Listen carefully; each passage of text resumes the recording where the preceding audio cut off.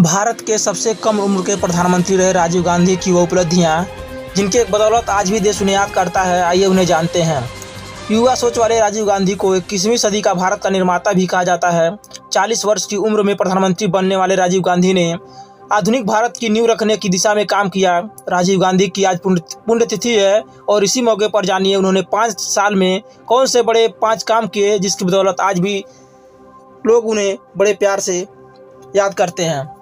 इंदिरा गांधी की हत्या के बाद 1984 से 1991 के बीच राजीव गांधी देश के सबसे युवा प्रधानमंत्री रहे। इन 5 वर्षों में ही इस युवा प्रधानमंत्री ने अपने कार्यों से देश की जनता के दिलो दिमाग में अपनी अमिट छाप छोड़ी। एक ही कार्यकाल में ऐसी तमाम काम किए जिसके बदौलत आज भी याद किया जाता है उन्हें सम्मान से।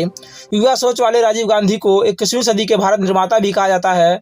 40 वर्ष में प्रधानमंत्री बनने वाले राजीव गांधी ने आधुनिक भारत की नींव रखने की दिशा में बेहतर काम किया। जो सबसे पहला उनका काम है, सबसे बेहतरीन काम, उन्होंने दूरसंचार में बहुत ही अच्छा काम किया, दूरसंचार क्रांति लाई। यह राजीव गांधी ही थे जिन्होंने भारत में दूरसंचार क्रांति लाई। आज जिस डिजिटल इंडिया की चर्चा हो रही है, उसकी संकल्पना राजीव गांधी अपने ज़माने में कर चुके थे। उन्होंने डिजिटल इंडिया का आर्किटेक्चर और सूचना तकनीक और दूरसंचार क्रांति का जनक कहा जाता है। जगह जगह पीसीओ खुलने लगे, जिससे गांव की जनता भी संचार के मामले में देश दुनिया से जुड़ सकी। फिर 1986 में राजीव गांधी की पहल से ही MTL की स्थापना हुई, जिससे दूरसंचार क्षेत्र में प्रगति हुई। वोट देने की उम्र सीमा घटाई गई। दोस्तों, अब इसके पहले वोट देने की जो उम्र थी 21 वर्ष थी, मगर युवा प्रधानमंत्री राजीव गांधी की नज़र में यह उम्र सीमा गलत थी। उन्होंने 18 वर्ष की उम्र के युवाओं को मताधिकार देकर उन्हें देश के प्रति जिम्मेदार तथा सशक्त बनाने की पहल की। 1986 में संविधान के 61वें संशोधन के जरिए वोट देने की उम्र सीमा 21 वर्ष से घटाकर 18 वर्ष कर दी गई। इस प्रकार अब 18 वर्ष के करोड़ों युवा भी अपना सांसद, विधायक से लेकर अन्य निकायों के जनप्रतिनिधियों को चुन सकते हैं। कंप्यूटर क्रांति।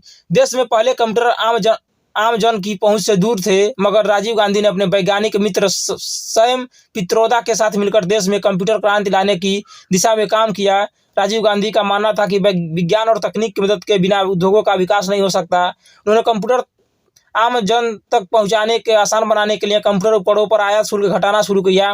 भारतीय रेलवे टिकट जारी होने की कंप्यूटरीकृत व्यवस्था भी की। पंचायतों को किया सख्त।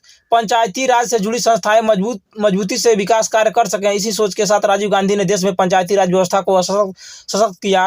राजीव गांधी का मानना था कि जब पंचायती राज व्यवस्था सबल नहीं होगी, तब तक निचले स्तर तक लोकतंत्र नहीं पहुंच सकता।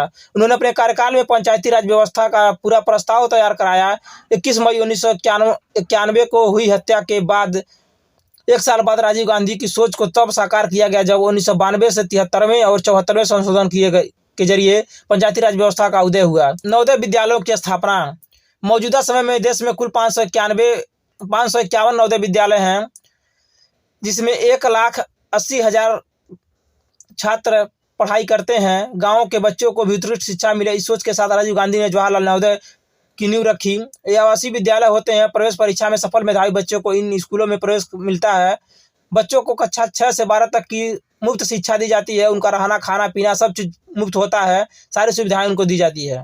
इस तरह राजीव गांधी ने के कार्यकाल में 5 ही साल में उन्होंने 5 बड़ी उपलब्धियां हासिल कर ली, जिसके बदौलत आज भी लोग उन्हें प्यार से अपना नेता के रूप में स्वीकृत करते हैं और उन्हें सम्मान देते हैं। और यह राजीव गांधी ही थे जिन्होंने भारत में दूरसंचार क्रांति की स्थापना की, और उसी का परिणाम है कि आज सबके हाथ में मोबाइल फ़ोन पहुँच गया है।